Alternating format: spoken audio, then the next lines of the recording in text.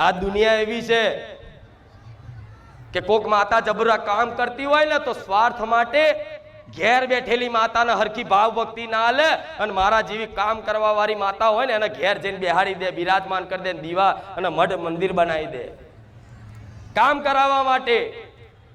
એટલે તો ખુખાર મેલડીએ જાહેરમાં કીધું છે કે તમામ આવનારા મારા વાલા ભક્તોને કહીશ, જો સુધી મારો અવાજ પહોંચતો હોય તો સુધી દરેકને કહીશ કે ક્યારેય તમારા ઘેર મારો દીવો ના કરતા, તમારા ઘેર મને માતાને મંદિર બનાવીને મારી સ્થાપના ના કરતા। કેમ? તમને પ્રશ્ન થાય કેમ? તો એટલા માટે ના પાડું છું કે આજના માણસો સ્વાર્થી છે।